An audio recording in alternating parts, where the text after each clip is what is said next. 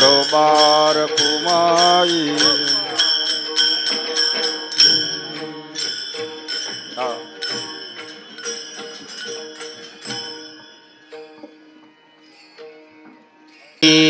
जय जय राम कृष्ण हरि हरि जय जय राम कृष्ण हरि जय जय राम कृष्ण हरि हरि जय जय राम कृष्ण हरि जय राम हरि जय जय राम कृष्ण हरि हरि जय जय राम कृष्ण हरि हरि जय जय राम कृष्ण जय जय राम कृष्ण हरि हरि जय जय राम कृष्ण हरि जय जय राम कृष्ण हरि जय राम कृष्ण जय जय राम कृष्ण जय जय राम कृष्ण हरि जय जय राम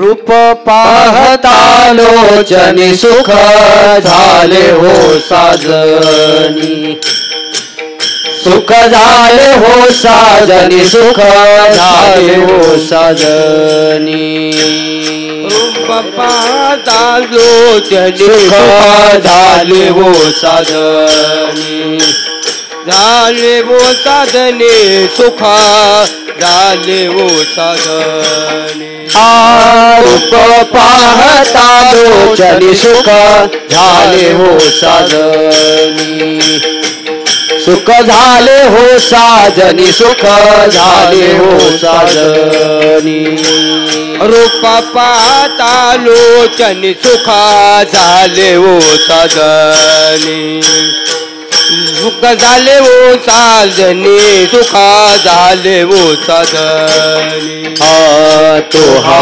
विठ्ठल बरवा तो हा माधव बरवा तो हा विठ्ठला बरवा तो हा माधव बरवा तो हा विठ्ठल बरवा तो हा माधव बरवा तो हा विठ्ठल बरवा तो हा माधव बरवा तो हा विठ्ठल बरवा तो हा माधव बरवा तो हा माधव बरवा तो हा माधव बरवा तो हा विठ्ठल बरवा तो हा माधव बरवा तो हा माधव बरवा तो हा माधव बरवा बहुत सुकृताची जोडी म्हणून विठ्ठली आवडी म्हणून विठ्ठली आवडी म्हणून विठ्ठली आवडी बहुत सुकृताची जोडी म्हणून विठ्ठली आवडी विठ्ठली आवडी म्हणून विठ्ठली आवडी तो हा विठ्ठल बरवा तो हा माधव बरवा तो हा विठ्ठल बरवा तो हा माधव बरवा तो हा विठ्ठल बरवा तो हा माधव बरवा तो हा विठ्ठल बरवा तो हा माधव बरवा तो हा विठ्ठल बरवा तो हा माधव बरवा तो हा माधव बरवा तो हा माधव बरवा तो हा विठ्ठल बरवा तो हा माधव बरवा माधव बरवा तो हा माधव बरवा सर्व सुखाचे आगर बाप रखुमा देवी वर सर्व सुखाचे आगर बापर कुमदेवीवर सर्व सुखाचे आगर बापर कुमदे सर्व सुखाचे आगर बापर कुमदेवीवर तू हा विठ्ठल बरवा तू हा माधव बरवा तू हा माधव बरवा तू हा माधव बरवा तू हा विठ्ठल बरवा तू हा माधव बरवा तू हा विठ्ठल बरवा तू हा माधव बर हरी जय जय राम कृष्ण हरी हरी जय जय राम कृष्ण हरी जय जय राम कृष्ण हरी हरी जय जय राम कृष्ण हरी जय जय राम कृष्ण हरी जय जय राम कृष्ण जय जय राम कृष्ण हरी जय जय राम कृष्ण जय जय राम कृष्ण हरी जय जय राम कृष्ण हरी राम कृष्ण हरी जय जय राम जय जय राम कृष्ण हरी जय जय राम कृष्ण राम कृष्ण हरी जय जय राम जय जय राम जय जय राम संत द्वारी कुतरा झालो संत द्वारे कुतरा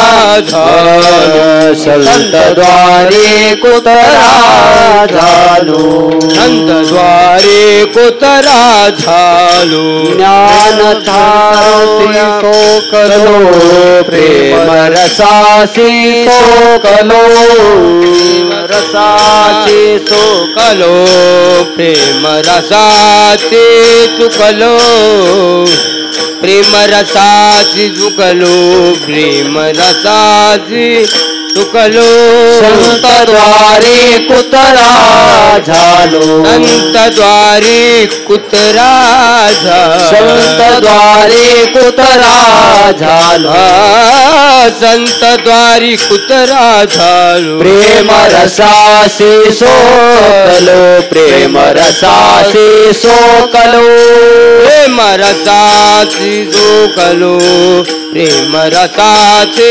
जोकलो प्रेम रसाची जोकलो प्रेम रसाची भुंकत भुंकत द्वारा आलो भुंकत भुंकत द्वारे भुंकत भुंकत द्वारा आलो भुंकत भुंकत ज्ञान थारोळ्या बैसलो ज्ञान थारोळ्या बैसलो ज्ञान घामाया बैसलो ज्ञान घामाया बैसलो ज्ञान थारोळ्या बैसलो ज्ञान थारोळ्या बैसलो कुतरा भुंकत आला हिता भुंकत नारायिता कुतरा भुंकत आला हिता कुतरा भुंकत आया विद्या संते हात घेविला माता संते हात घेविला माता माता दरिका आता माला संती हात धैला माला संते हात ठेविला माता भुंकत भुंकत द्वारी आलो भुंकत भुंकत द्वारे आलो भुंकत भुंकत द्वारी आलो भुंकत भुंकत द्वारे आलो ज्ञान थारोळ्या बैसलो ज्ञान थारोळ्या बैसलो ज्ञान तारुळ्या बैसलो ज्ञान तारुळ्या बैसलो थारुळ्या बैसलो ज्ञान थारुळ्या बैसलो कुतऱ्या गळ्याची साखळी कुतऱ्या गळ्याची साखळी कुतऱ्या गळ्याची साखळी कुतऱ्या गळ्याची साखळी केली संताने मोकळी केली संताने मोकळी केली संतानी मोकळी केली संतानी संताने मोकळी केली संताने मोकळी केली संताने मोकळी भुंकत भुंकत द्वारी आलो भुंकत द्वारी आलो भुंकत भुंकत द्वारी आलो भुंकत द्वारी आलो ज्ञान थारोळ्या बैसलो ज्ञान थारोळ्या बैसलो ज्ञान तारुळ्या बैसलो ज्ञान तारुळ्या बैसलो ज्ञान तारुळ्या बैसलो ज्ञान तारुळ्या बैसलो एका जनार्दनी कुतरा जनार्दनी कुतरा एका जनार्दनी कुतरा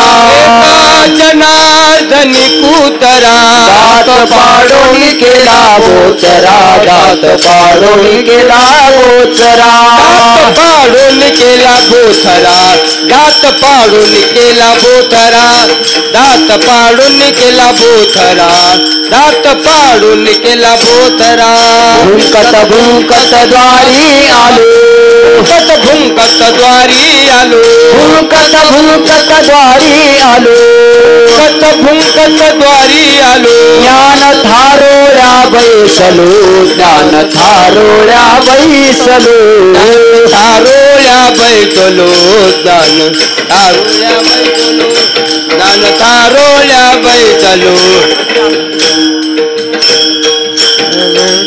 बारखुमाई हरी जय विठो बारखुमाई विठो बारखुमाई जय विठो बारखुमाई जय विठो बारखुमाई जय विठो बारखुमाई जय विठो बारखुमाई विठो बारखुमाई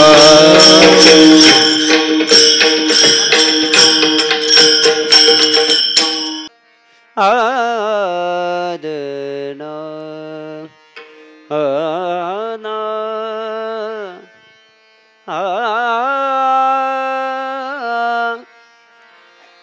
आदना